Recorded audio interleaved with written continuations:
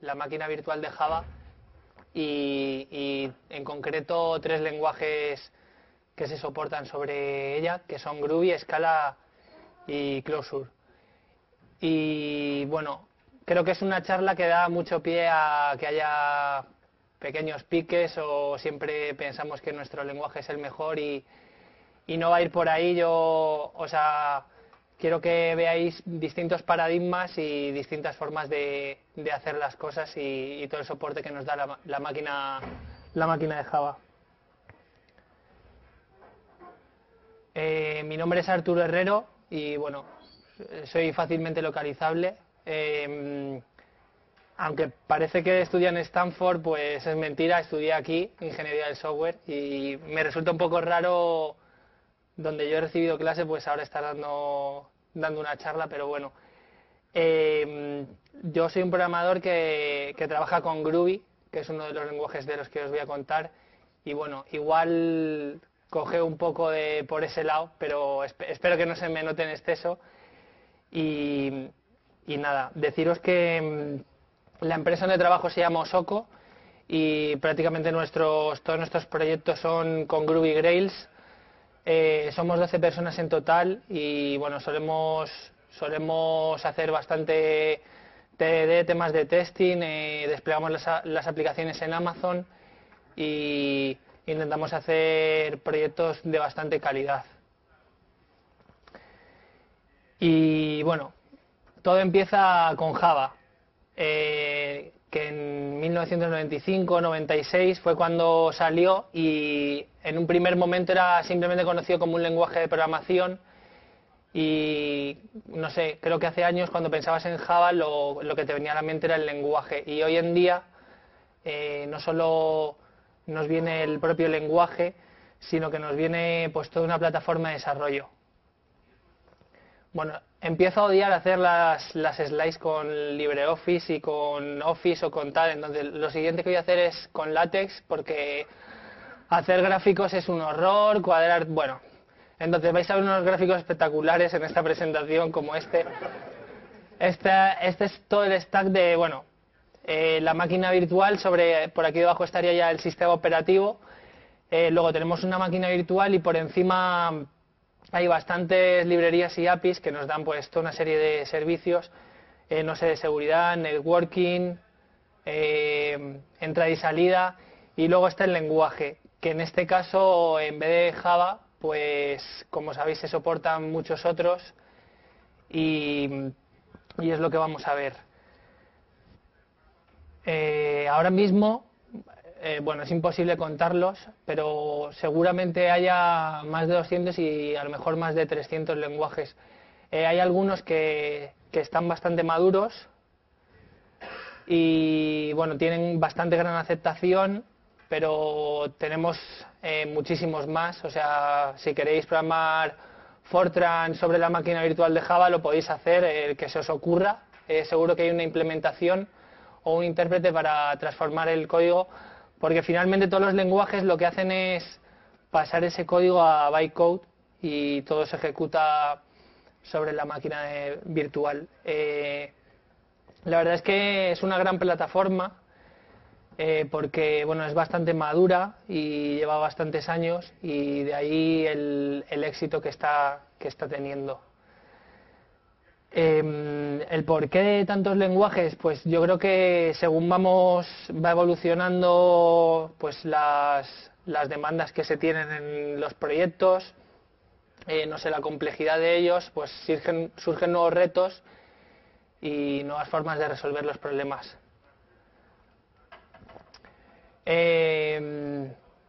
Lo que se está haciendo y la dirección que se está tomando es principalmente de lenguajes que son puramente estáticos, como era Java, pues ahora se intenta hacer que todos estos nuevos lenguajes también se soporten de forma nativa y con un buen nivel de rendimiento en la máquina virtual. Entonces, existe el proyecto DaVinci, que lo que intenta es eso, dar soporte para que principalmente para los lenguajes dinámicos, pero también para funcionales, extender la máquina de Java para que tenga un rendimiento comparable al rendimiento que puede lograr Java.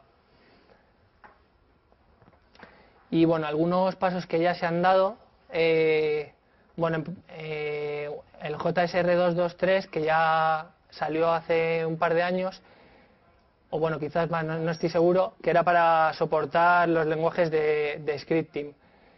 Y más recientemente, pues está el JSR292, que es para soporte de lenguajes dinámicos, y esto finalmente se ha visto en Java 7, que salió el año pasado, pues una nueva instrucción que es Invoke Dynamic, que realmente lo que trata es de mejorar el rendimiento de este tipo de lenguajes. Bueno, cuando hablamos de políglotas, si algún día dais una charla, estoy seguro que pondréis esta foto, porque no hay otra que la Torre de Babel. ¿Por qué nos interesa ser políglotas? Bueno, el término políglota cogió bastante auge cuando Neil Ford en 2006 pues lo escribió sobre el tema, y podemos tener lenguajes de propósito general y algunos de lenguaje más específico para resolvernos ciertos problemas. En realidad, casi todos nosotros ya somos políglotas de alguna forma, porque yo me presento como un desarrollador Groovy, pero sin embargo también toco HTML, CSS, hago consultas en una base de datos, o sea, al final prácticamente somos políglotas y resolvemos con cada lenguaje una parte muy concreta de los problemas que tenemos. Una clasificación que se hizo de los lenguajes la hizo Ola Vini, que es un committer de JRuby, creo, y bueno, él definió como tres capas, una que podemos considerar lenguajes más estables, otros dinámicos y DSLs o lenguajes específicos de dominio. Bueno, este es otro de los gráficos que os he comentado.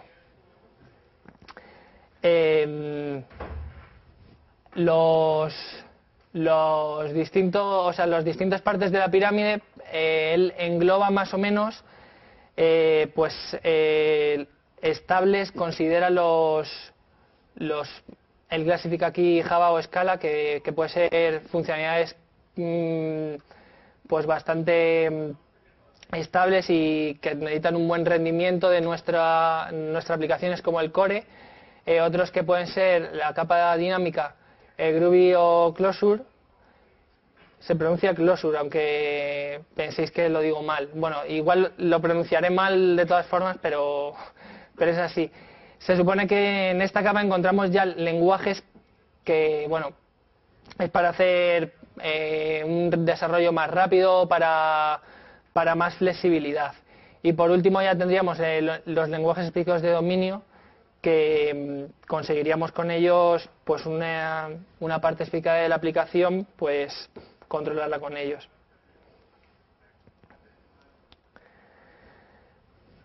Bueno, y he marcado esta cita, que la verdad es que me ha llamado la atención, y es que dice que la civilización avanza aumentando el número de operaciones importantes que podemos realizar sin pensar sobre ellas.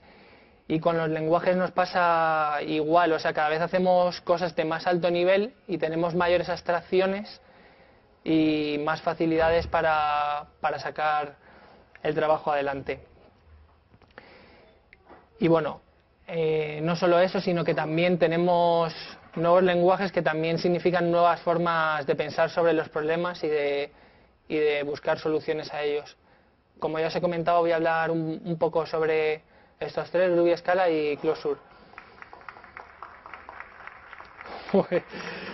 Por ahí qué bien van. Gracias.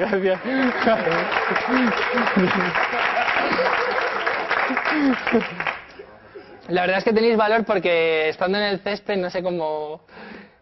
Esta mañana había más ambientillo aquí en las aulas, se ha notado la pérdida. Bueno, sí, se ha notado bastante. Tenemos otro gráfico aquí espectacular de cómo situamos pues funcional, no funcional, estático y dinámico. Entonces, estático y no funcional es Java, y Scala, bueno, Scala es un paradigma, tiene el paradigma funcional y orientado a objetos. Entonces, Scala podría estar por aquí, no sé, todo esto. Y luego dinámicos tenemos Groovy y Closure, y bueno, uno es puramente funcional y el otro, aunque tiene alguna característica funcional, es orientado a objetos. Para ver un poco la relevancia de los lenguajes, pues no sé, siempre sale una clasificación bastante famosa, pero no me fío nunca mucho de ella, no sé, me parece que está mal, o no me gusta quizás. Y sí, porque encuentras que de pronto Lua ha subido no sé cuántos puestos y dices tú, pero ¿quién programa con Lua? Entonces he pensado que mejor clasificación es las preguntas que hace la gente sobre un lenguaje en Stack Overflow. Pues aquí tenéis el número de preguntas totales que había hace un par de días y así os hacéis una idea de la magnitud. Y bueno, Java no, o sea, no tenía sentido hacer este gráfico a escala porque sería un punto ahí, no llegaría ni a un píxel ahí. Entonces, y también otra clasificación es por ofertas de trabajo, o sea, contrariamente al mayor ruido que hace Scala, sí que tiene menos ofertas de trabajo que por ejemplo Groovy. Y bueno, está cogido de Indie, que es una página muy famosa de estas cosas. Y bueno, Scala también está bastante por encima. Bueno, voy a contar algunas funcionalidades así de todos y ahora entro un poco más en detalle en cada uno de ellos. Todos ellos, bueno, parten de que todo es un objeto, no hay tipos primitivos, permiten la sobrecarga de operadores, soportan el manejo de colecciones, pues lo tienen bastante desarrollado para manipular listas, mapas, y es bastante sencillo operar sobre ellas. También soportan expresiones regulares con bastante facilidad y potencia. Las closures, que es para definir, bueno, funciones anónimas y código que se puede guardar en variables. Yo creo que no he puesto ningún ejemplo aquí, pero ser ciudadano de primera clase significa que tú cualquier código lo puedes guardar en una variable y pasarlo como un parámetro más, igual que pasas un valor de un string, pues pasas toda una función. Y también tienes muchas facilidades para crear DSLs. Y bueno, empezamos ya con uno de ellos, Groovy.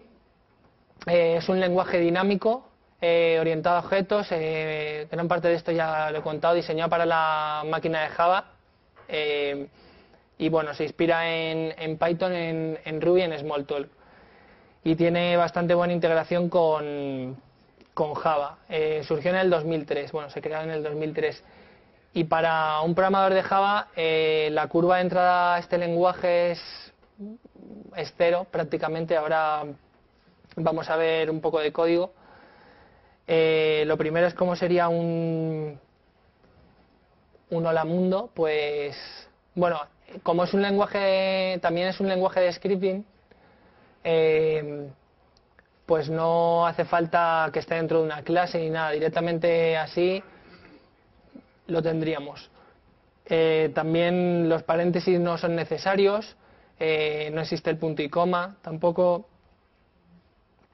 Bueno, cuento un poco algunas características de los lenguajes de scripting, que suelen ser casi siempre dinámicos, para que no se... O sea, hay muchas conversiones de tipos y y que no necesites definir una variable antes. La mayoría de ellos son interpretados y según va llegando a una línea de código la va ejecutando, y suelen servir para hacer pequeñas tareas o ejecutar comandos repetidamente. Bueno, en Groovy tenemos la Groovy Console, que es esto de aquí. Aquí podemos crear pequeños scripts o cualquier cosa. No sé, por ejemplo, tenía un ejemplo pero no sé si os lo voy a enseñar, ya veremos.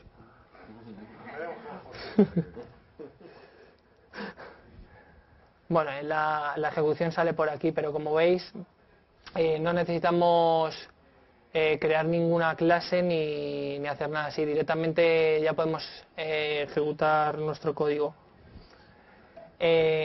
Pensar que todo esto al final lo que está haciendo es generar bytecode, o sea, está compilando, generando bytecode, ejecutándolo y devolviéndonos la salida, porque todo va sobre la máquina de Java.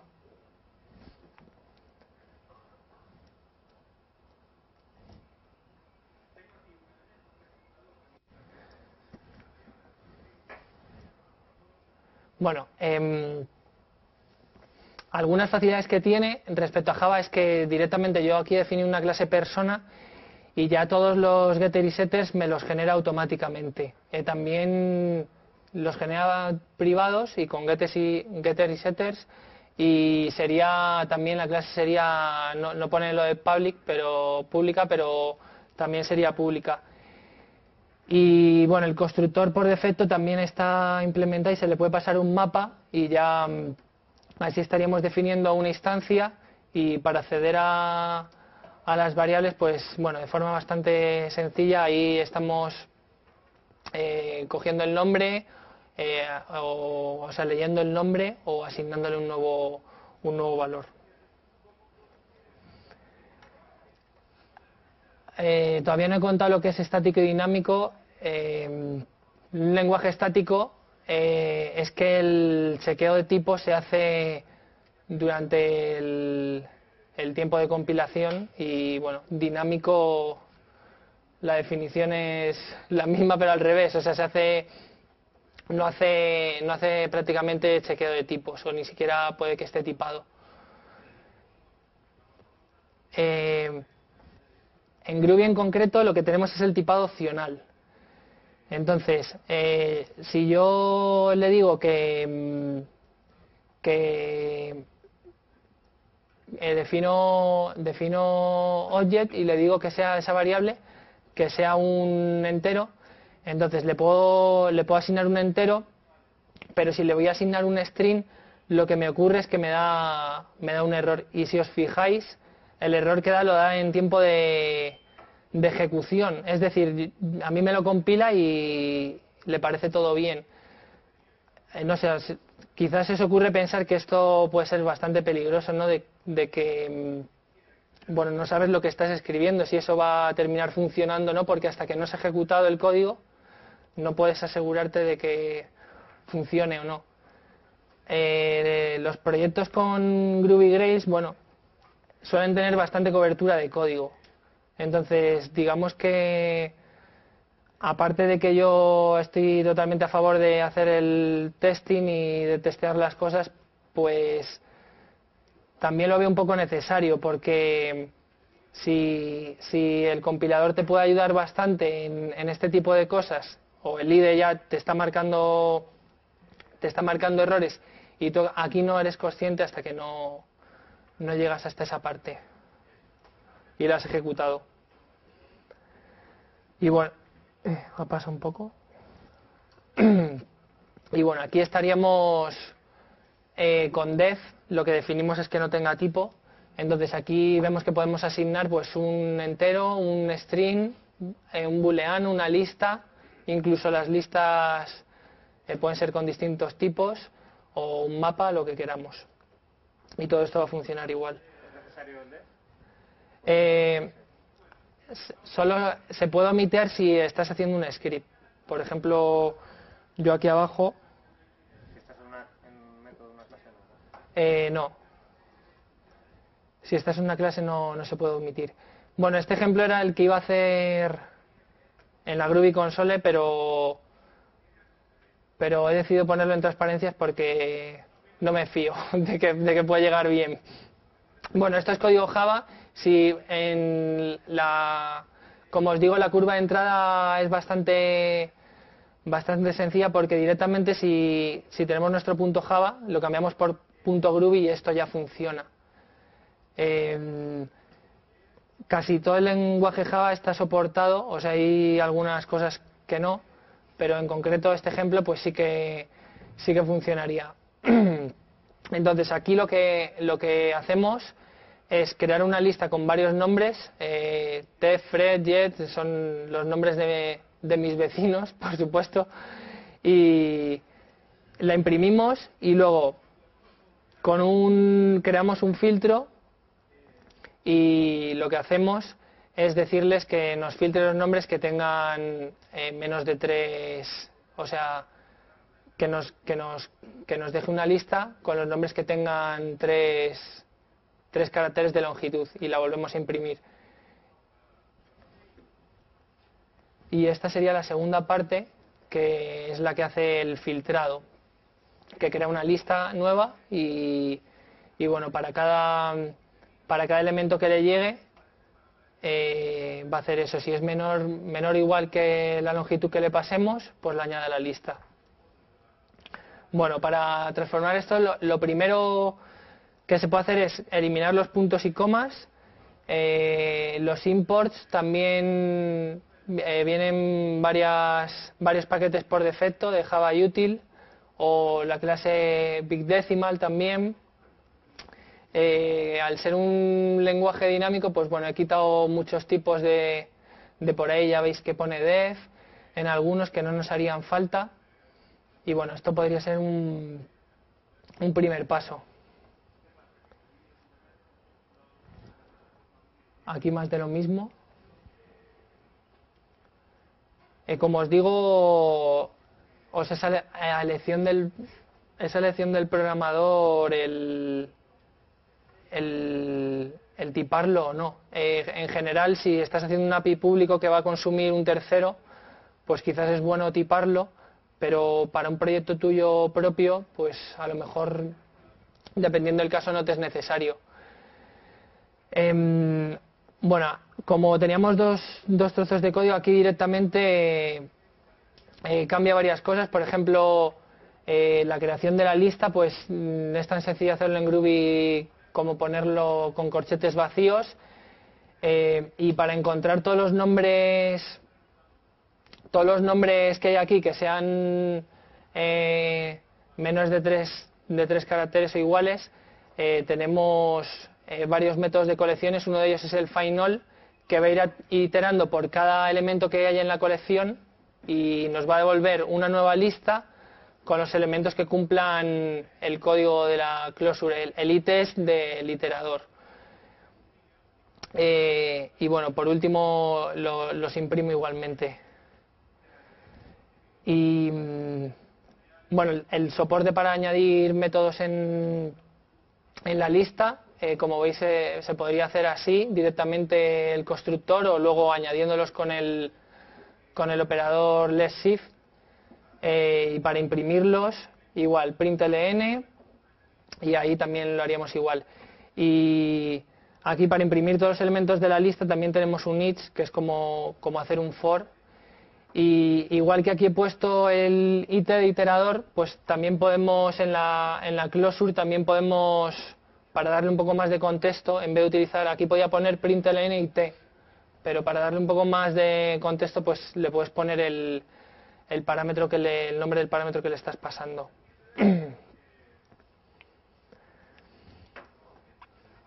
Bueno, algunas cosas que tienen los lenguajes estáticos frente a los dinámicos: para hacer determinadas cosas necesitas crear interfaces. Por ejemplo, Este es el ejemplo típico de, os voy a enseñar cómo hacer esto mismo con duck tapping, que se llama. Entonces nosotros, es un ejemplo típico de polimorfismo, ¿no? Tenemos dos clases, un pato y una rana, que implementan la interfaz animal, y ambas, dependiendo de cómo le llames, pues van a responder con su propio, van a llamar al método adecuado.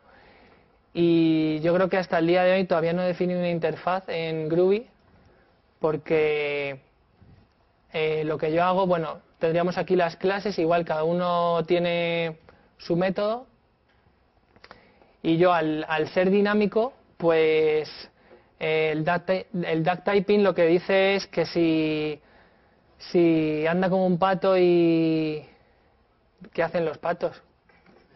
Cararear, graznar, no sé. Y grazna como un pato, pues es un pato. Entonces no pregunta qué objeto es, sino simplemente si es capaz de responder al método que le está llamando. Entonces, él tiene un objeto animal, ¿no? Que está definido como un pato. Entonces, cuando tú llamas al método, como el objeto es capaz de responder a ese método, pues directamente te devuelve el mensaje. Entonces no tienes que generar, no sé, toda esa fontanería quizás de interfaces para darte el soporte para poder hacer esto. Bien, otra característica de cada lenguaje, os voy a contar unas pocas características, porque la verdad es que, bueno, voy a ir a toda leche, de hecho. Permite la llamada a métodos dinámicos. ¿Esto qué quiere decir? Yo aquí he definido una clase perro que tiene dos métodos que imprimen cada uno un mensaje. Y aquí en la llamada le voy a pasar un objeto y una acción. Entonces, si definimos un perro, y aquí le digo la acción que quiero llamar, que en este caso sería el nombre del método. O sea, estoy llamando al método con un string. Lo que yo estoy haciendo al final es instancia.nombre del método y lo ejecuto. De esa forma, como veis aquí, puedo llamarle de forma dinámica, ¿no? Pasándole el string del método que quiero ejecutar. La metaprogramación es ya lo último que os voy a contar de Groovy. Es otra de las cosas más potentes que tiene este lenguaje y que lo diferencian del resto. La metaprogramación es un programa que escribe o manipula a otros programas. Entonces, pueden ser de dos clases. En tiempo de compilación, que tenemos las transformaciones AST, que directamente cuando se está compilando, cuando encuentra una notación AST, pues el código que genera ya va a estar modificado. Y en tiempo de ejecución también podemos tener distintas formas de... Os voy a enseñar algunos ejemplos. Las transformaciones AST, por ejemplo, para crear una clase singleton, directamente poniéndolo así, él cuando lo compila, todo esto es en tiempo de compilación, nos va a generar el código necesario para que sea singleton. El equal si el hashcode igual, o que la clase sea inmutable, esto la definiría como final, los métodos privados, todo esto nos lo va a generar en tiempo de compilación y nosotros lo vamos a tener disponible ahí ya creado. Y ya en tiempo de ejecución lo que tenemos es el method missing, que por ejemplo nosotros definimos la clase y tenemos dos métodos. Y aquí estamos llamando a un método que no existe. Entonces lo que nos va a dar es un error, lógicamente. Bueno, tenemos un mecanismo, ¿vale?, que lo que hace es que si implementa method missing, lo que va a hacer es que intenta llamar a los métodos de la propia clase, y si no los encuentra va a llamar al del method missing. Entonces si nosotros llamamos a res.sit, va a entrar por aquí y va a ejecutar esto. Si llamáramos a cualquier otra cosa, también va a entrar por aquí y va a ejecutar esto. Entonces por eso tenemos el nombre y los argumentos, porque con eso ya luego podríamos jugar y dependiendo del método que nos estén llamando, pues podríamos llamar una cosa o a otra. Y lo mismo pasaría, bueno, con un string, si intentamos transformarlo a números romanos, o sea, un integer, nos pasaría lo mismo. Y otro mecanismo que tenemos es que todo objeto en Groovy te crea tiene la clase y la metaclase.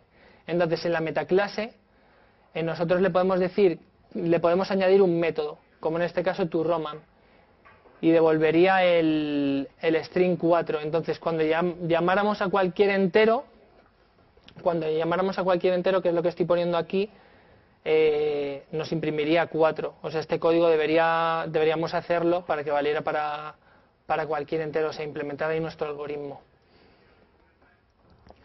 Bueno, y hasta aquí Groovy. O sea, he ido muy rápido, pero si no, es que no es imposible contar en 8 minutos algunas características. Bueno, algunas de Scala es que, como os he dicho, es orientado a objetos y funcional. Tiene un sistema de tipos muy potente. Está diseñado también para el JVM, pero creo que hay una implementación para la máquina, para .NET. La concurrencia la soporta con el modelo de actores y tiene muchas características avanzadas del lenguaje. Y bueno, al ser compilado, el sistema, o sea, para permitir que Groovy sea dinámico, al final genera toda una serie de código y de bytecode que hacen que esa magia se pueda producir. Y en Scala todo es compilado y bueno, aunque tarda bastante en compilarse, sí que genera un código que es bastante rápido. Y igualmente se creó en el 2003. Bueno, el hola mundo de Scala. Scala es un lenguaje que se parece bastante en características a los lenguajes dinámicos y que permite hacer cosas bastante potentes también. Y el código queda también así, pero realmente es estático. Bueno, como veis, de momento se parece, bueno, es una mezcla entre Groovy y Java.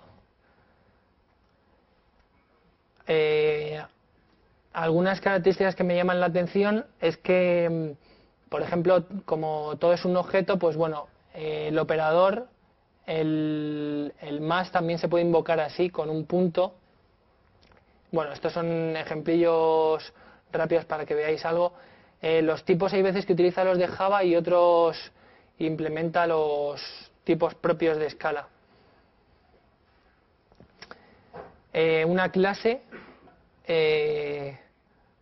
pues nada, ahí tendríamos con dos atributos que directamente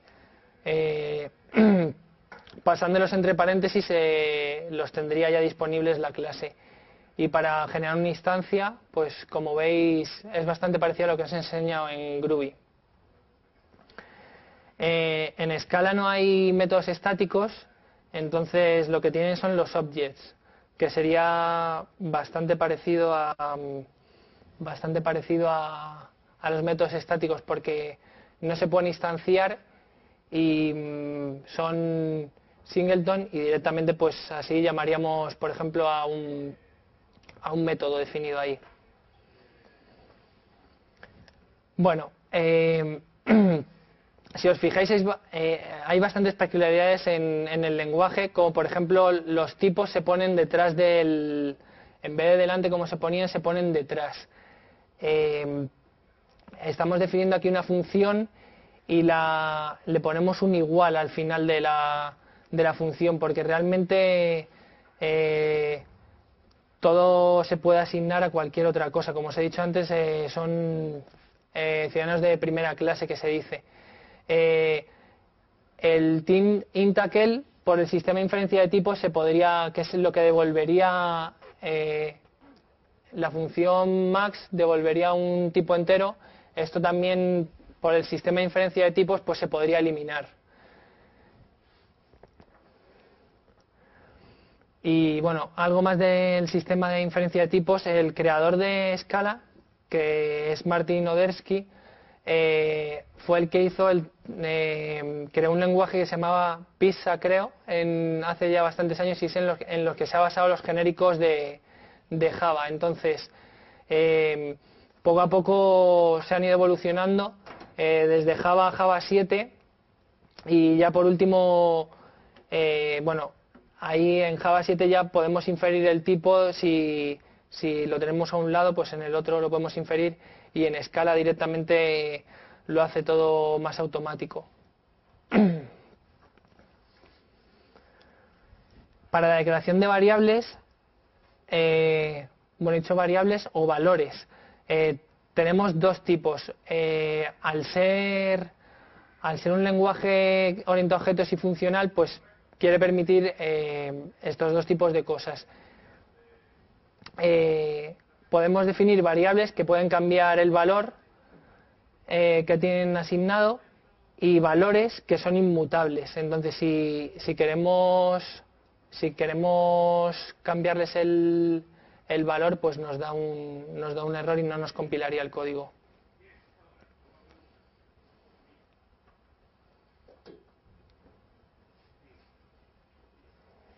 Estoy aquí al lado, así que... Bueno, ¿por qué nos interesan valores inmutables?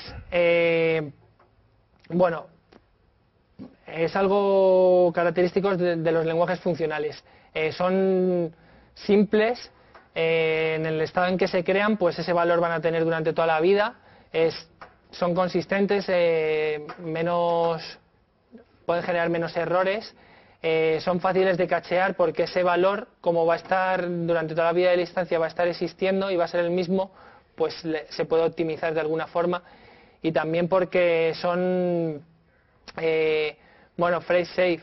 Directamente, como no se puede acceder a ellos, siempre que accedes de lectura va a tener el mismo valor, pues no hay ningún problema.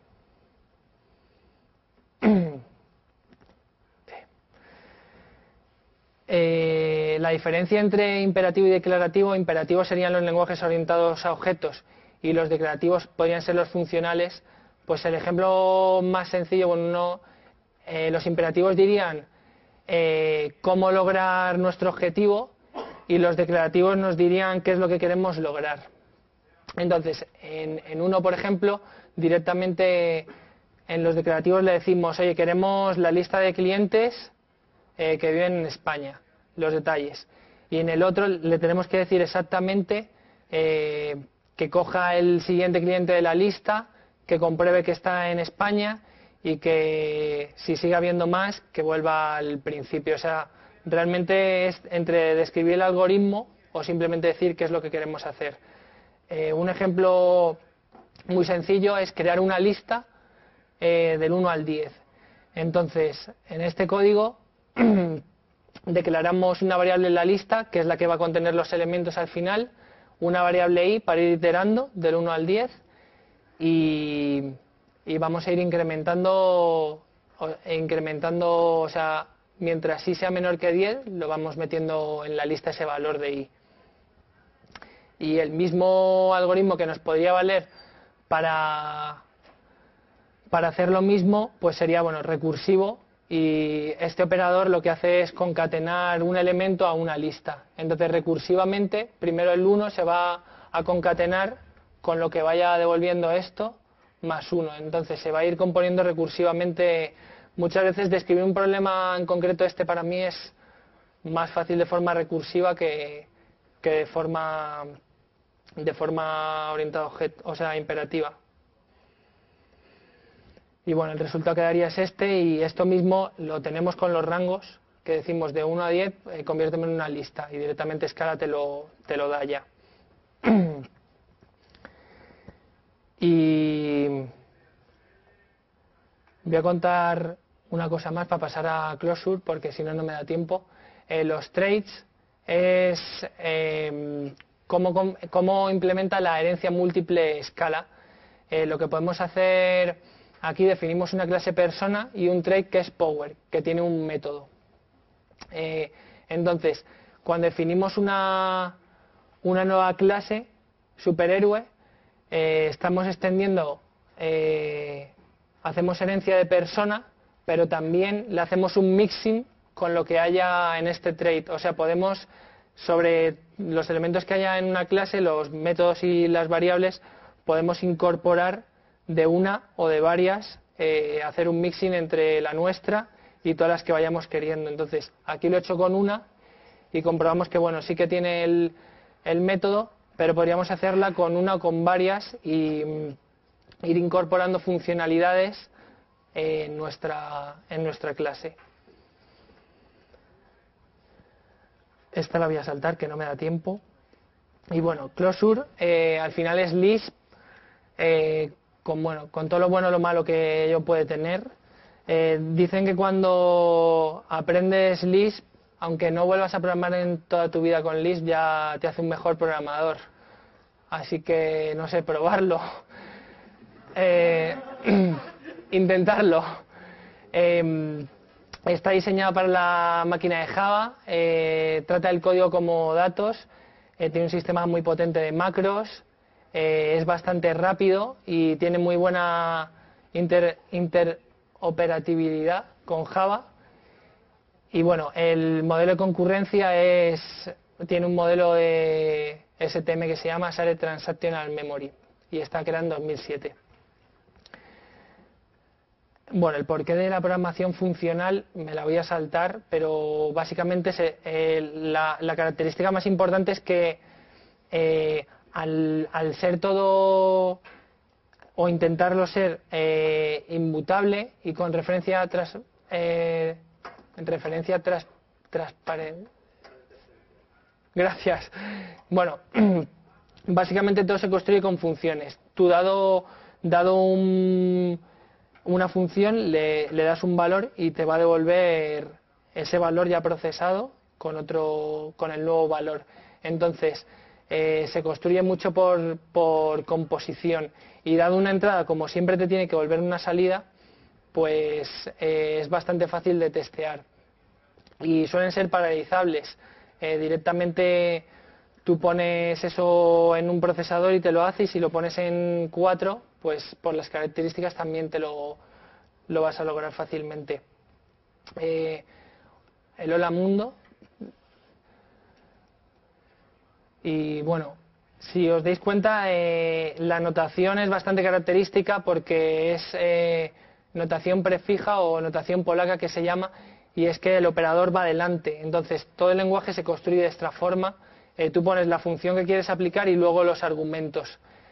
Aquí una suma una suma de varios números, o comprobar que el 1 es menor que cada uno de ellos. Para definir una función, pues tenemos el nombre. Esto lo podemos poner a modo de documentación, y luego los parámetros que le vamos a pasar. Es el mismo ejemplo que he puesto antes con escala. Entonces, comprueba el mayor de dos números, te lo devuelve. Entonces, como veis, siempre se construye de la misma forma. El if se va a ejecutar sobre todo esto. Si x es mayor que y, pues te devuelve x, y si no, te va a devolver y. Esto ya lo he acabado, Bueno, lo que os he comentado de que todo se va componiendo de funciones. Tú vas definiendo funciones más pequeñas y sobre ellas vas construyendo más software. Aquí una muy sencilla es hacer el cuadrado. Le pasamos x y nos haría la operación de hacer el cuadrado. Y por ejemplo, si queremos hacer la suma de cuadrados, pues ya nos apoyamos sobre la que hemos definido antes, que sería la de conseguir el cuadrado. Bueno, más graficotes que los echabais de menos. La inmutabilidad tiene un problema, y es que si todos los objetos son inmutables, si tú tienes una lista y le añades un nuevo elemento, debería hacer una copia completa de todo el elemento, y eso tiene un coste. Cómo lo soluciona Closure es que realmente te mantiene todo el otro objeto, o sea, siempre que puede reaprovecharlo, lo logra, y lo que hace es añadir un nuevo elemento sobre ella. Entonces no te hace una copia profunda, sino que te va a manejar la misma estructura y te va a devolver lo que quiera. La evaluación perezosa es otra característica de estos lenguajes. Me queda ya muy poco. Que bueno, pueden retrasar la ejecución de algo hasta que no sea requerido, y esto tiene un beneficio, como puede ser eficiencia de CPU. Hasta que yo no necesito computar algo, lo dejo ahí y no lo necesito. y pueden manejar estructuras infinitas. Y voy a poneros un ejemplo. Por ejemplo, repeat hello te crearía una secuencia infinita de olas, ¿vale? Y de ahí decimos que cojamos solo 3. Bueno, podemos ver un ejemplo por aquí. Por ejemplo,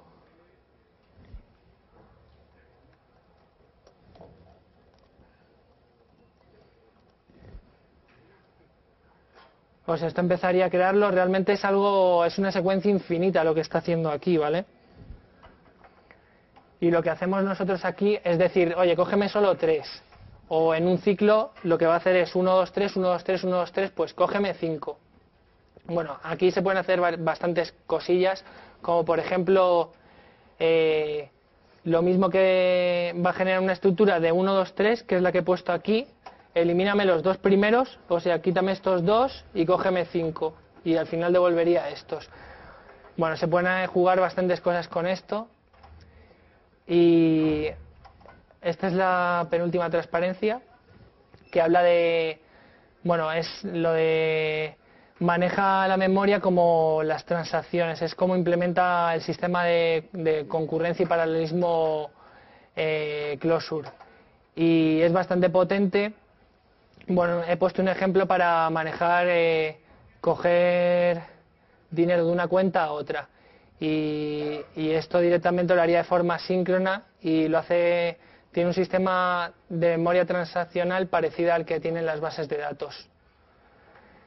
Y bueno, por último, nada, animaros a que probéis otros lenguajes y os pongo un libro en concreto que me ha gustado bastante que se llama 7 Languages in 7 Weeks y pues va un poco en camino de esta charla. Yo de hecho me he basado en algunas cosas en este libro, es presentaros varios lenguajes y varias formas de trabajar, distintos paradigmas y bueno, de los 3 lenguajes que os he contado, 2 de ellos estaban aquí en este libro y nada, que la máquina virtual de Java me parece un buen ecosistema para trabajar y animaros a que probéis otros lenguajes, ya sean estos o cualquier otro, porque creo que logran que seáis mejores desarrolladores.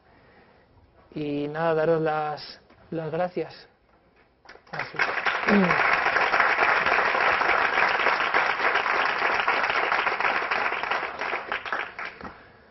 Bueno, y no sé si hay alguna pregunta, pues oye, hacerla o callar.